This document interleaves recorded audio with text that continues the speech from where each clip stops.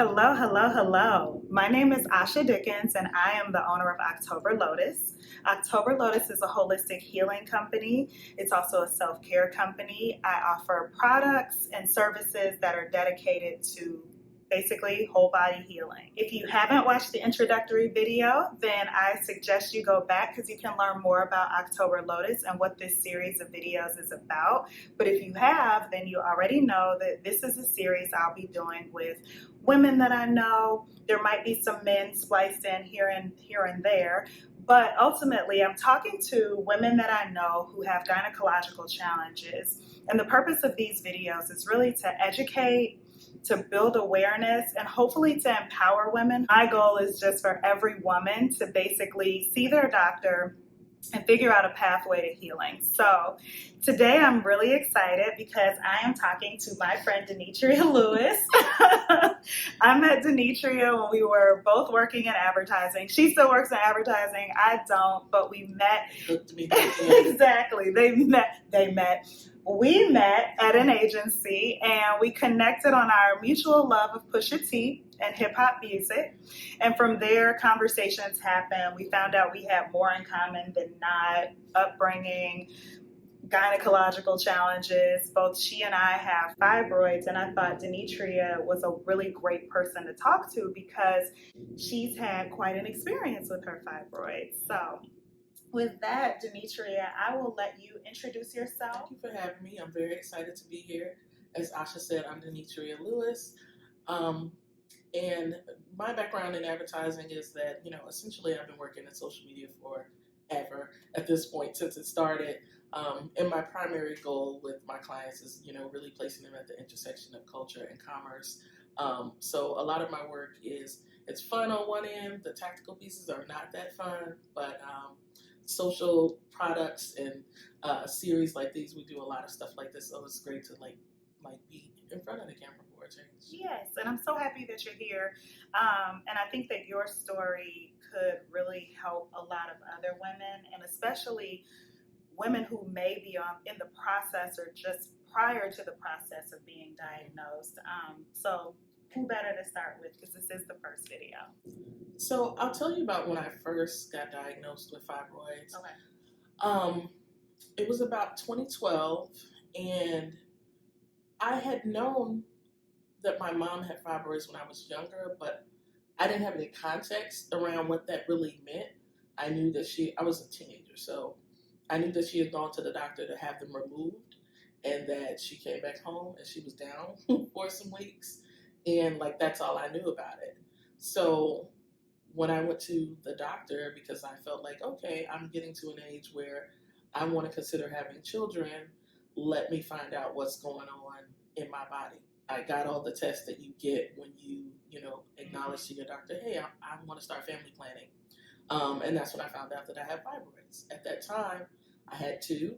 And I won't get into the scientific terms of what they were, but I had two.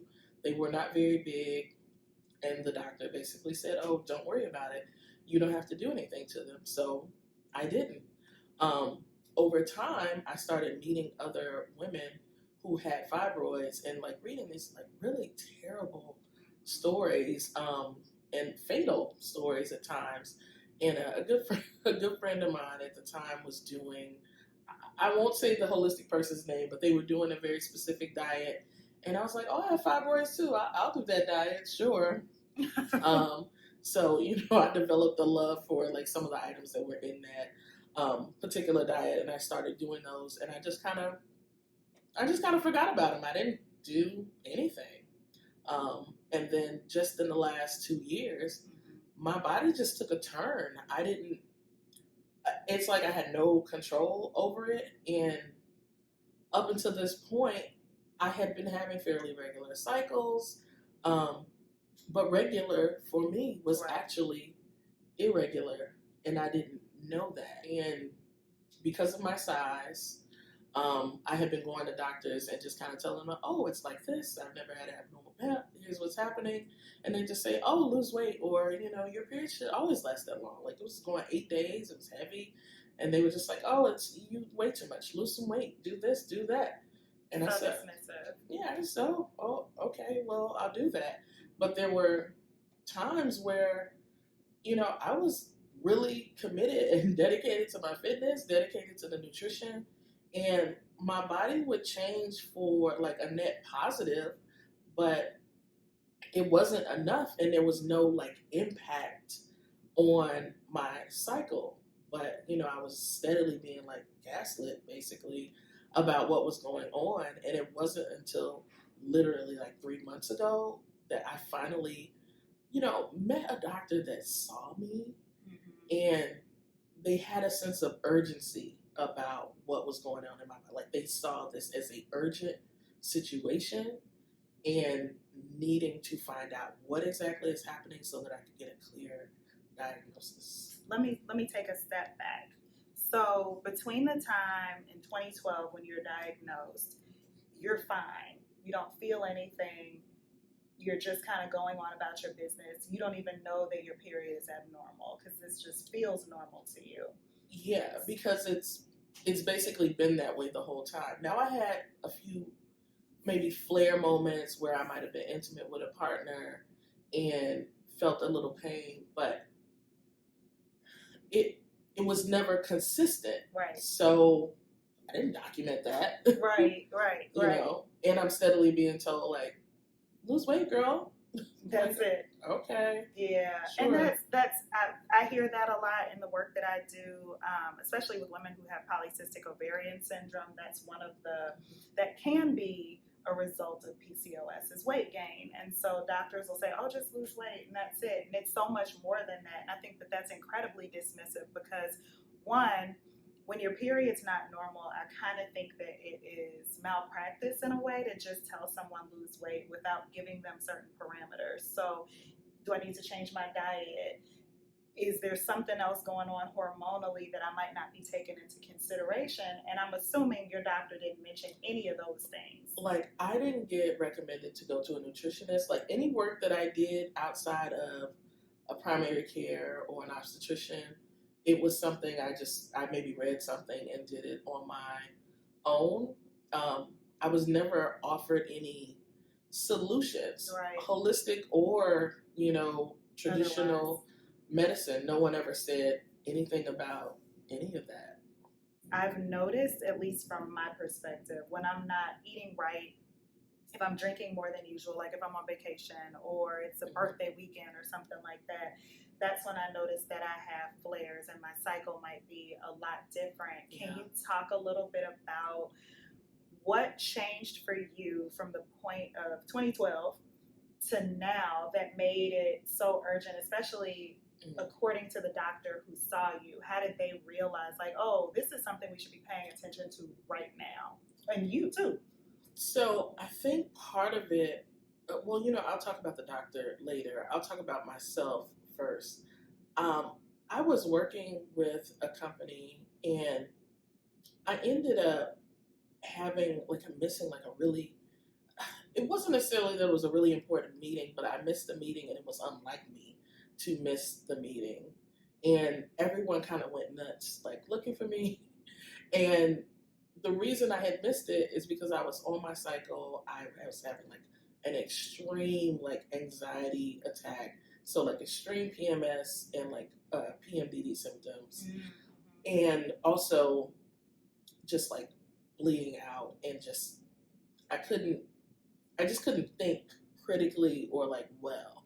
So I was working on this huge presentation that was done, mind you. It had been done for 2 weeks because overachievers, right? But I was obsessing over it the night before because of the anxiety and because of what was going on with me. I overslept because I was exhausted, bleeding everywhere. I didn't want to sit anywhere. This is because I just was having these moments where everything I touched would get ruined. So that was one of the moments that made it clear to me that this is not generalized anxiety. No one should be standing up for an entire day because you're afraid to sit down. Right.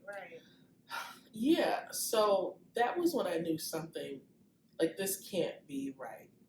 And then another aspect of it was I would use different collection methods and none of them seemed to work. I was constantly in the restroom. Mm-hmm. And it had always been heavy before, but like this was just like beyond the pale. Yeah. So I felt like I needed a shower every time, and I was like a slave to the restroom. Like I can't leave here, and I'll send all my calls, to the porcelain throne or whatever. So it was one of those moments. So finally, I think I asked for recommendations. I may have asked you and some other folks, and was able to see a doctor who, when she examined me, I didn't care for her bedside manner, but she just performed a really thorough examination and talked to me during the whole thing. She noticed some different things right away. She was very familiar with fibroids, PCOS, endometriosis, all of these things. So she was almost like a mad scientist because like she could just look at me and say, "Oh no, your uterus is enlarged, honey." She didn't really have to do too much poking and prodding to know, like. So she was good. Yeah. And like, I saw her one day. I was at the radiologist 2 days later.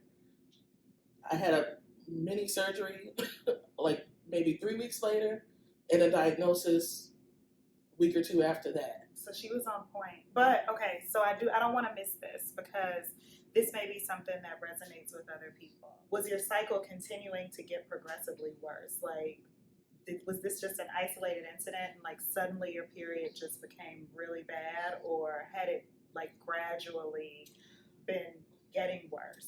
I think it had been gradually getting worse, and I'll say the compounding of having like PMS symptoms and PMDD symptoms, like the anxiety and depression and the brain fog. That is actually what was the biggest trigger for me because like I was accustomed to doing things like lickety split, like borderline in my sleep, and then I was at a point where I could be designing like a deck for a client, and I'll look up and I've spent 2 hours on the deck and I'm only 4 pages in, and like the brain fog, not critical pages, right? I'm obsessing over fonts, title pages, the agenda. So that was something that kind of let me know something bigger is going on. Right. And you need to address it. Yeah, the brain fog is a real thing. And I think that gets minimized a lot too.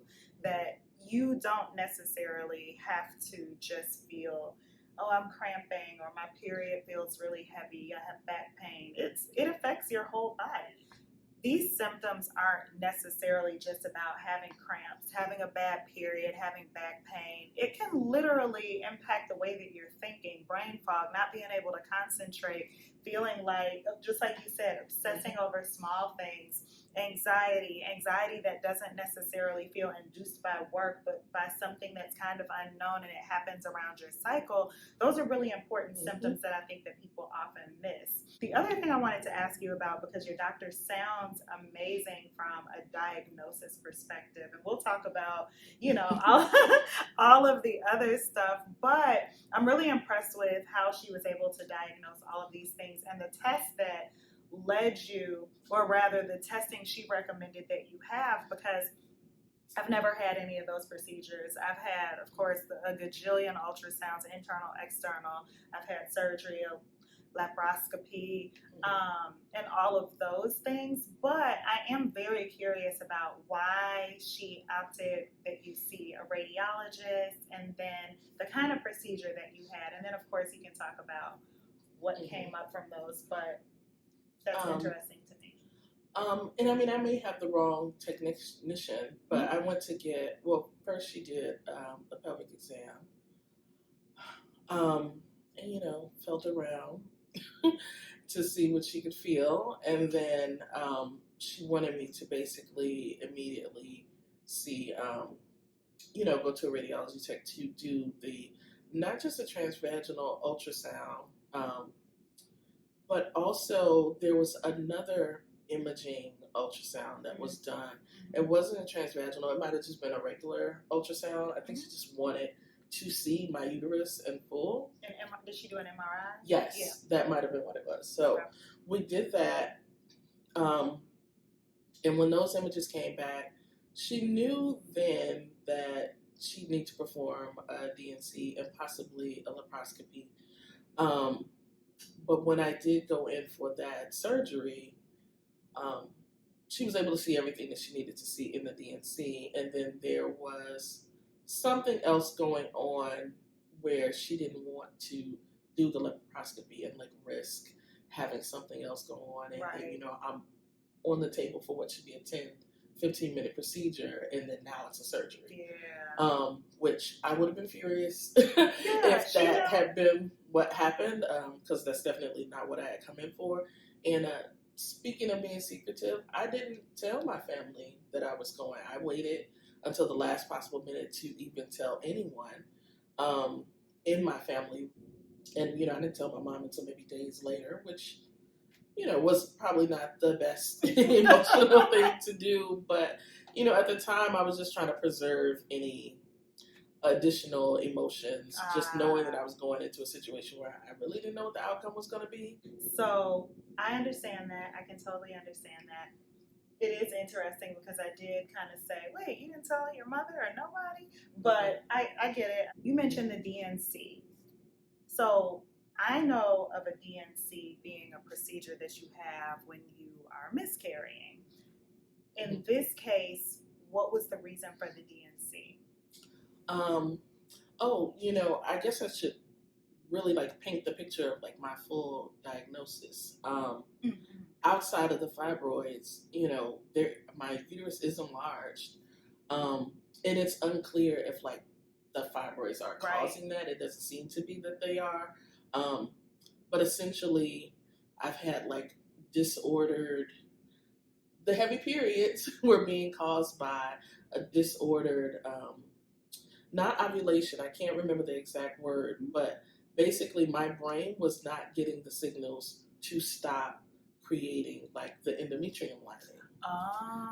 So what I know now that should have been a sign is when my cycle would start, sometimes it would be a little dark at the beginning. Yeah. It was dark because the lining was old. Yep. It wasn't fresh lining. But again, these are things that were kind of waved off either by me or by a doctor when I mentioned it to them. And it just kind of was what it was. In a clear picture for someone who may be experiencing the same thing, when your uterine lining is like just growing and getting thicker and thicker and thicker, when you do come to the phase where you shed your lining, which is during your cycle, that is kind of what determines how much your flow is.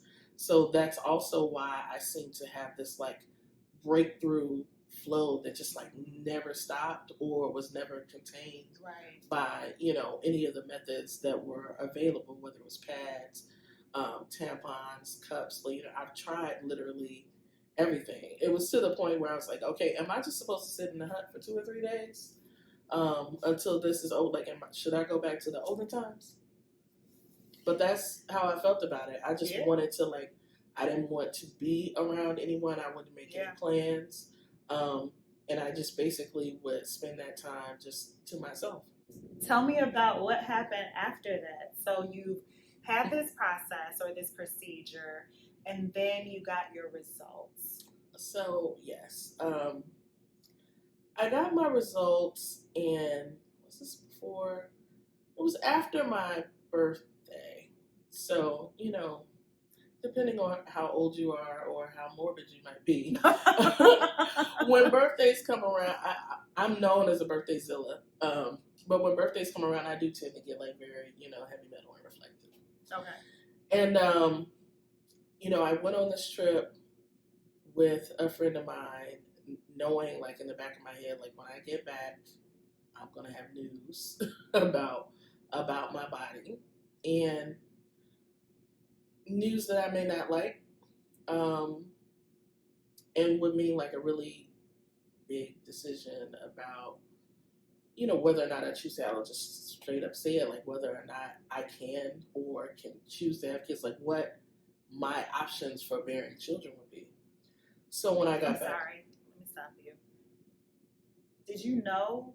You knew coming out of that procedure that might be one of the ramifications of what you were diagnosed with or what was going on with your body. Yeah. You always knew that. Okay. So, and I knew that because before I had the DNC, the majority of things in my chart that had been found out at that point, everything was severe. Oh. There was, the things that were normal were being choked out by the things that were very bad. Right. So I had already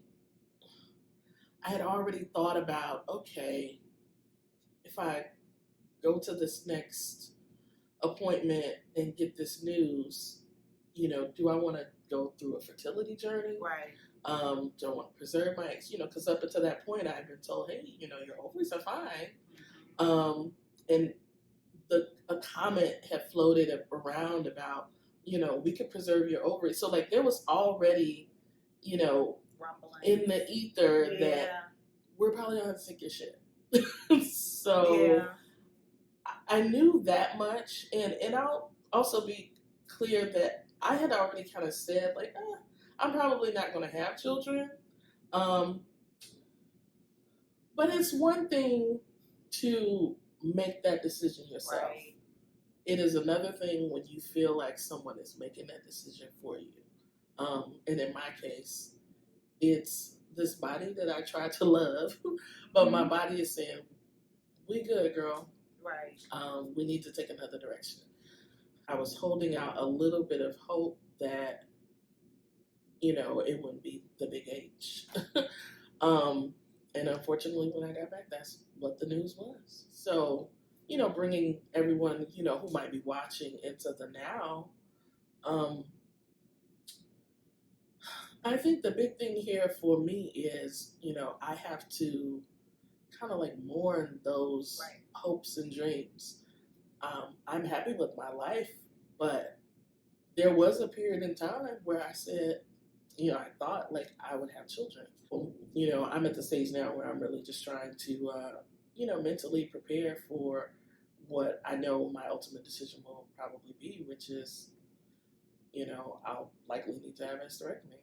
Okay. This feels very heavy, and I know that it's very heavy. And as a woman, I might go off on a tangent a little bit, but when you are born, from the moment you kind of realize your gender and you identify, you expect that in the future I'm going to get married and I'm going to have children.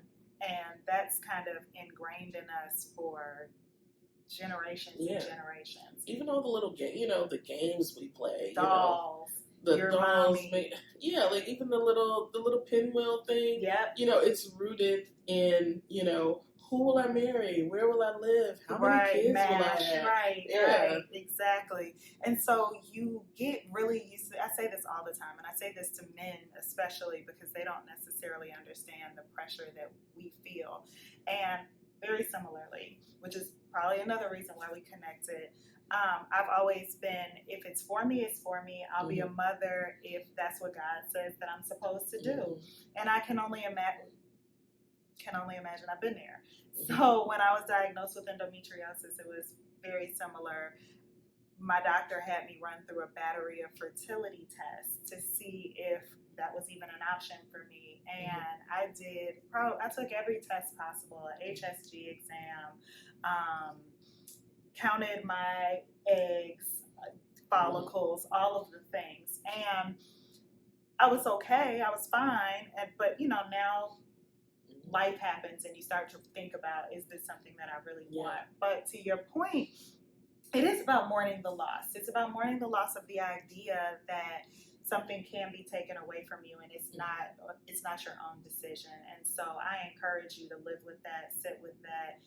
Don't sit with it and let it, make you miserable, of course. Is hysterectomy your choice at this point? Or do you still have the option not to have to go in that direction? So you're asking a tough question. 2 or 3 years ago, it would have been my choice, even though it's not an elective thing you could do if you have not had children, by the way. But I will say, yes, it's my choice. I do have a new doctor that I am seeing, whom I love. Okay. And there are other options on the table. What I like about this particular practitioner is that we can craft it like in the best way for me. So even though the outcome is, the uterus has to be removed, um, we can devise a plan that helps me feel as whole as I need to feel. And it's so funny that you asked that, because years ago when I mentioned to my mom that I said, hey, you got a grandchild already, and you can get rid of some of this other stuff that you're holding on to for grandbaby number 2, because that's probably not happening. And so the funny thing is, my mom said to me at that time, well, are you sure that's what you want? A lot of women's identity is, tied up in their ability to conceive. But what my mom didn't know at that time, I had already thought about a lot of those things. Before I was ever diagnosed with fibroids, I, in my early 30s, thought about harvesting my eggs and saving them and going through the fertility procedure. I think at that time it was kind of, I don't know that it was new. It may have been going on then, but it was very expensive. Yeah. At that time, and I knew someone that I worked with who was a donor, so I just kind of thought back to that experience and said, okay, well maybe this is I'm a modern lady. I'm working. Right. This is what we do. Traveling, so. This is how I prepare for the future. Right. And, at that time, I was like, oh, you have time. And I think, and this is my hot take, I think that young women, Black, brown, Asian, white, whomever, I think that as a whole, we should encourage women and men to have family planning conversations early on. We are dealing with bodies that are on a time, like that clock is going to keep moving, whether you do something about it or not. So I think we should allow, not teenagers, whatever, but I think you should allow your children being old enough to have sex, to talk about and understand what it means to have children, and not in that scary way, and to also state, like, if they want to have children, so they can go into relationships with individuals and be very clear about what it is that they want, so that when the time comes, they have thought about the family planning aspect, and also maybe have had those conversations with their doctor. I would not have found out about having fibroids had I not gone to the doctor and told them that, hey, I think I want to have kids. Am I good? And then they started recommending all these other tests. And I only knew that because a family member of mine had endometriosis, was going through IVF, and she said, well, do you know your fertility picture? Right. And I was like, well, I get pap smears and, right. The basics. Everything's good. And she's like, yeah, that's not what that means. Right. And that was what triggered me to even go and get diagnosed, period. That is probably my number one issue with gynecology in general. There is no testing. And I think that in a way, I keep saying the word malpractice, but I do think that there should be some responsibility. I definitely think that I've been a victim of Absolutely. I think that you were too. I think that you were. When you tell somebody, you diagnose them with a challenge, right? And you don't give them a pathway to recovery. I don't understand how you can move forward in that way and just say, oh, it's not going to bother you. Because you know that over time, this is probably going to become a problem. I feel like doctors should, at a minimum, be asking women of color, or even just young women in general, maybe not asking, suggesting, hey, let's take a look, see what's going on. Let's check and make sure that you don't have fibroids. I know how susceptible Black women, Latina women, whomever, I know how susceptible you all are to these types of issues. So we should be looking for this period.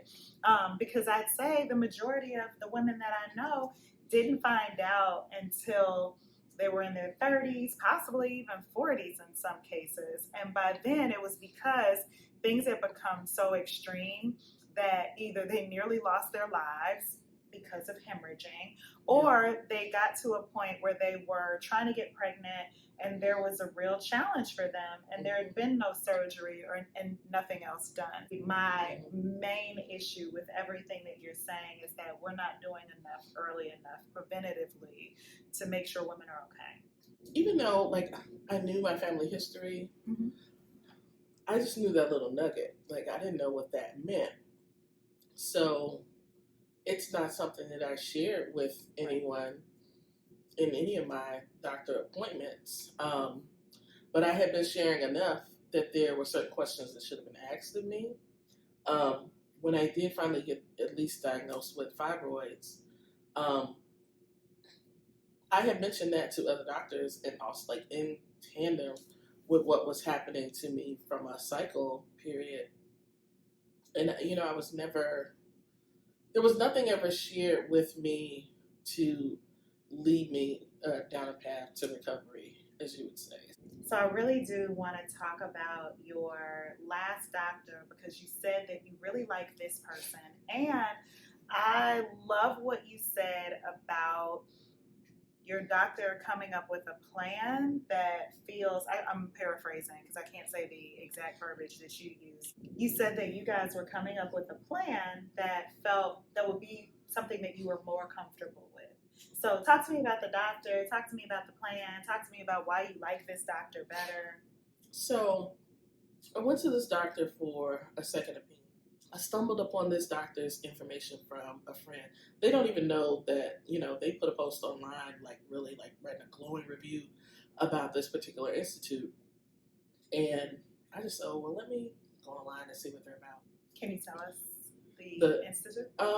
Yeah, I don't mind. Don't you guys come stalking me at the Raby Institute.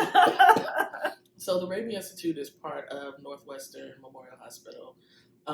They practice both Western and Eastern practices. So like there's an apothecary on site.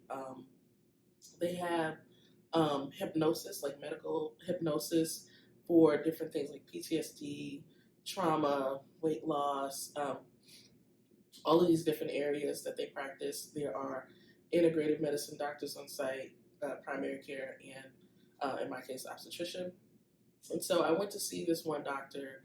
Now, again, I'm going for a second opinion. I already know that all my shit is fucked up.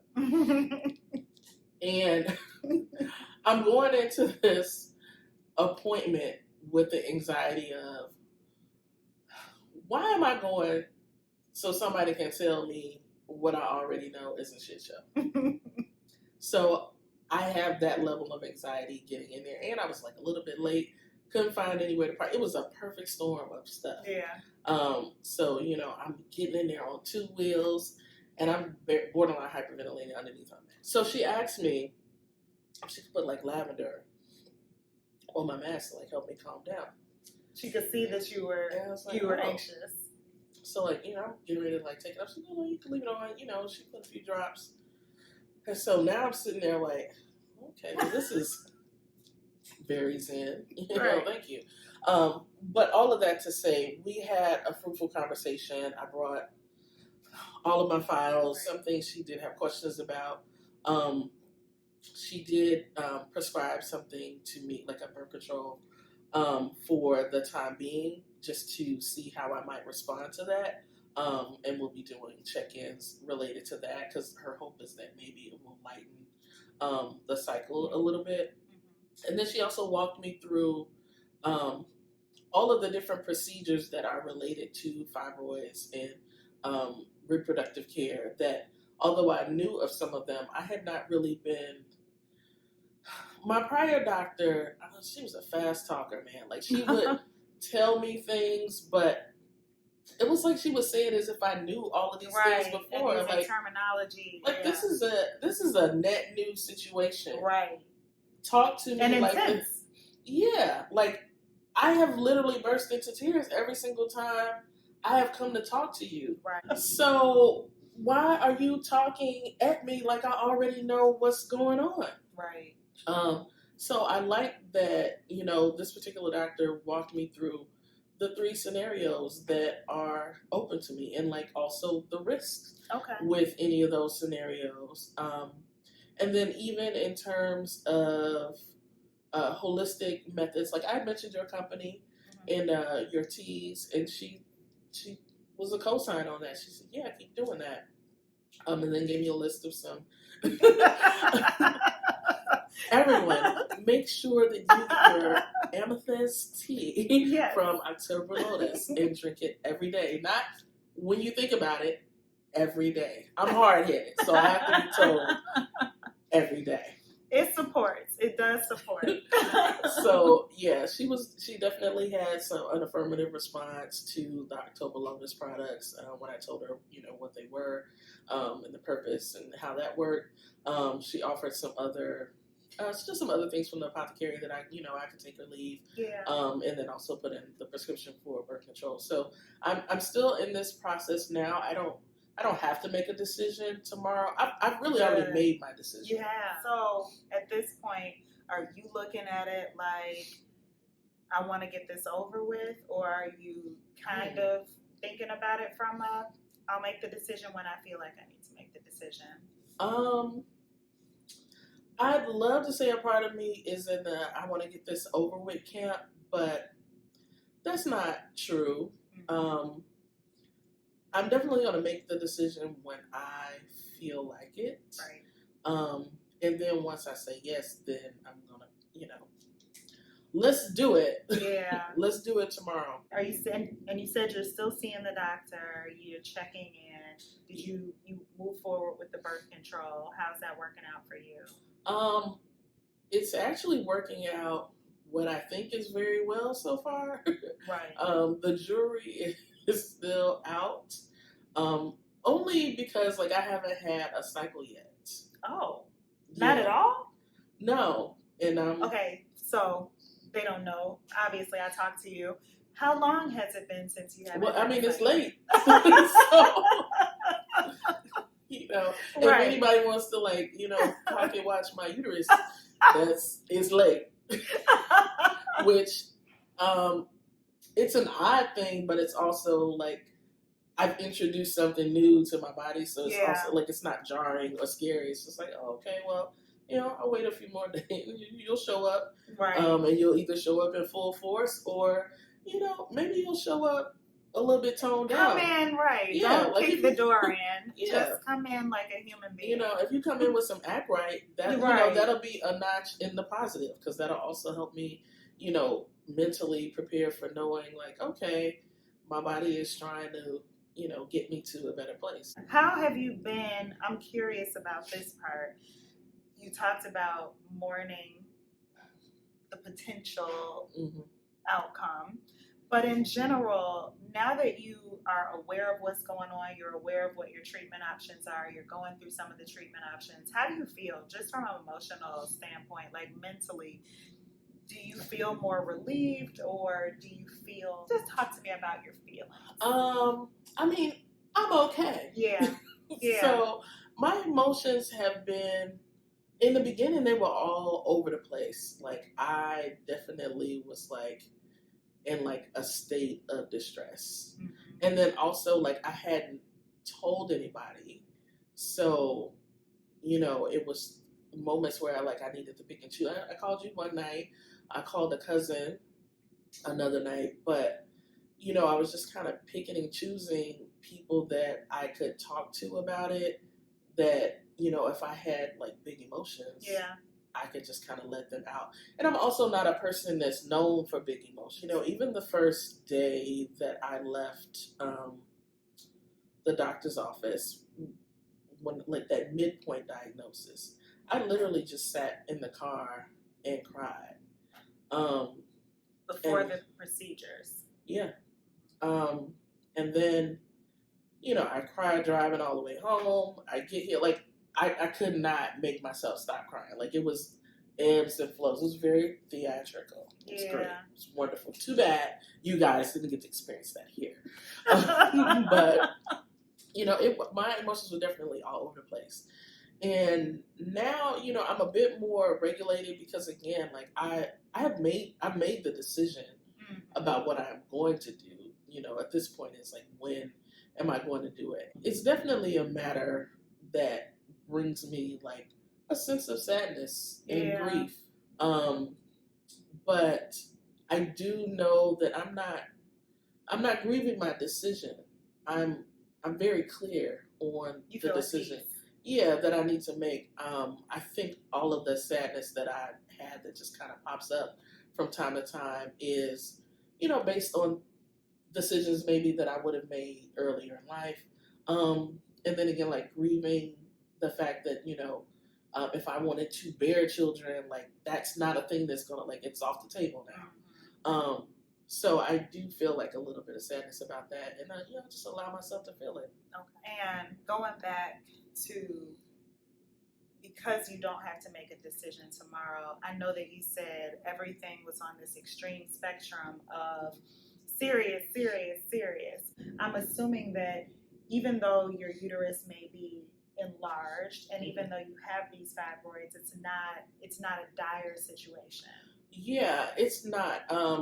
Even the doctor I didn't care for too much, she had a suspicion that I was going to leave her office and potentially not come back, or not come back for, like, I mean, she basically straight up said that to me, because she's seen it happen before with other young women, and she just kind of, kind of flippantly said, like, take your time, think about it, and then she just was like, don't take too long, and left it at that. And then, when I went to see the other doctor,